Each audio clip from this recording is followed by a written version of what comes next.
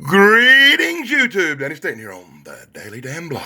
Today we're taking a look at New England Gothic #1 from 1986. It kind of reminds me of a Stephen King novel a little bit. It's true, the whole thing takes place in Maine, but it don't read like a Stephen King novel. For the long, drawn-out dialogue you'll be seeing, it kind of reads like an Edgar Allen Poe. It takes place in 1900. So, this is the actual last book I have that belonged to my friend the Captain. I remember a while back he gives me a pile of vampire comic books to review, and I reviewed a bunch of Captain books, and I started on some of mine. This is the one that got left over. So today I'm taking a look at New England Gothic #1 from 1986 that belongs to my friend the Captain. Thanks for letting me review your book, Captain. In the first page of this book, we see a prologue, just a little something telling you what's going on in Seth's Neck, Maine. Seth's Neck. Could they not come up with a better name than Seth's Neck? I'll put it right here so you can pause it and read about the night of terror when the fog comes. The mist comes to Seth's Neck, Maine. Seth's Neck. Seth's Neck. What a stupid fucking name. Hey, YouTube, apparently Seth's Neck, Maine is a real place according to the map in the front of the book. So in the first panel, off the coast of Maine, in a little city called Seth's Neck, you see this old geezer who was a butler back in the day, Mr. Spears, I think is his name. He's 163 years old, but he's been dead for 133 years? Oh my God. Yeah, he's a butler. He lives in Seth's Neck, Maine.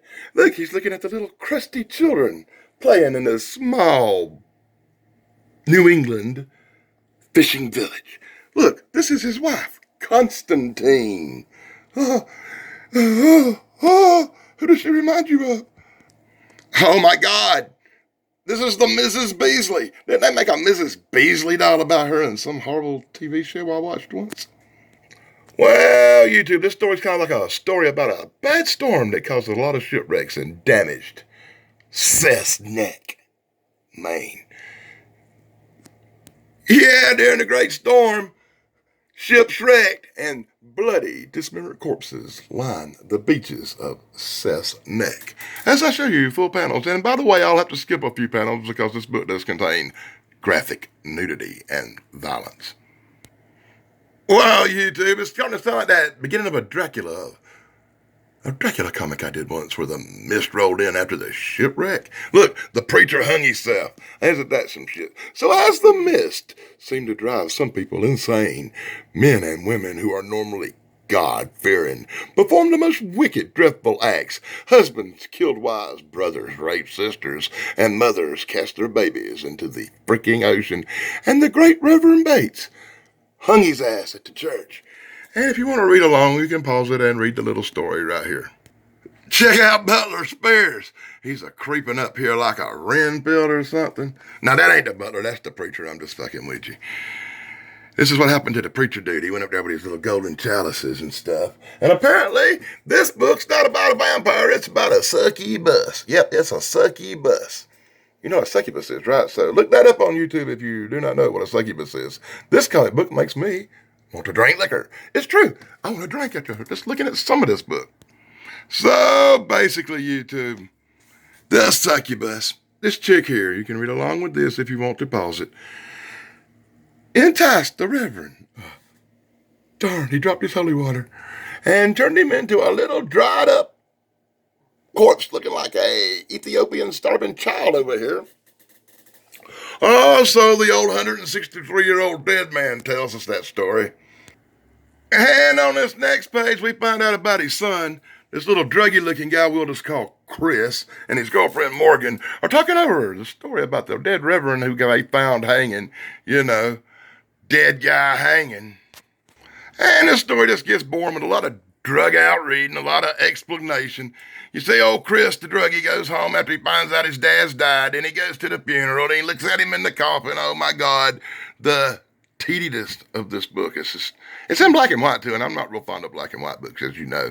But it's got a great story, and it's got some really good art, and it's a gothic tale about a succubus. Oh my God. I just love a comic book that makes me want to drink. Oh my God. So, Chris, the drug addict here, heads out to the cemetery after they bury Dad in a big long explanation. Yeah, I'll try to block the light. There you go. Can you read that, YouTube? And then you can read this one. If you're wondering why the ink pen's laying here, I had to cover up some succubus tit that was hanging out over here. And to check our dog out, their dog's really cool. It's all a skeleton and shit. I could crack, but I'm not going to crack. But does these things look like penises instead of gravestones? It's a very seductive book.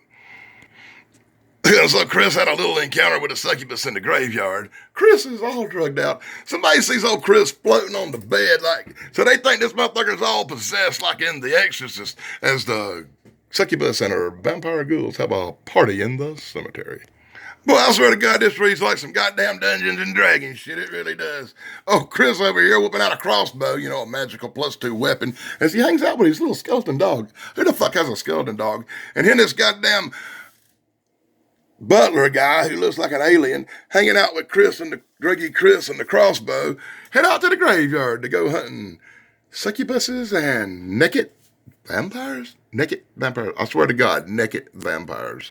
A graphic battle ensues as druggy Chris fights the succubus. He puts an arrow in that bitch. He cuts some from that iron thing I showed you earlier. Look, she got one through the heart and she's still kicking it around, still fighting this shit.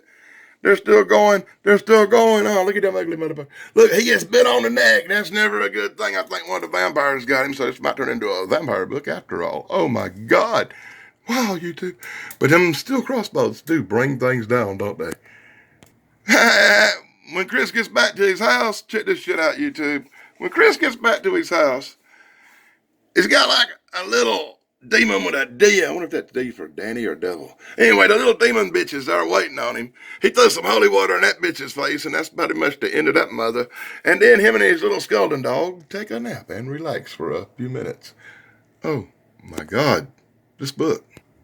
Finding out the succubus had lived, Chris returns to the graveyard once more to have a final battle with the evil. Very naked. I had to block that bitch's tits with a pen again. Sorry, guys. And very naked succubus. They have a battle of rancid evil, but it looks like she puts the spell on him. And they wind up, oh my God, what are they doing?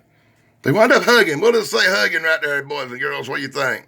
Okay, YouTube, this winds up being a little freaky ended. I think the succubus bitch might have put a cursey spell or something on dude. You get a warning from the witch about it. Now we got us a crypt keeper in here, oh my God. But anyway, you can read right here if you want to see what's up and what they say. Pause it, read it. You'll be truly disappointed. As it reads like an Edgar Allen Poe book, crossed up with some of that guy who wrote the Hobbit Tolkien stuff, you might get a little bit of what this book's kind of about. And that's literally the end of the book, YouTube. As you can check it out, as I turn over to the last page, you get this big, wonderful thing that should have been the freaking centerfold. Storms of evil blowing in. I am still here, as I've always been, trapped through the continents of time, chained by the reality to the cursed realm. What the fuck? Non-existence? For I am evil. Live evil. Hey, it's a Sabbath album, Live Evil. Okay, you get it, boys and girls. That's what I just had to endure.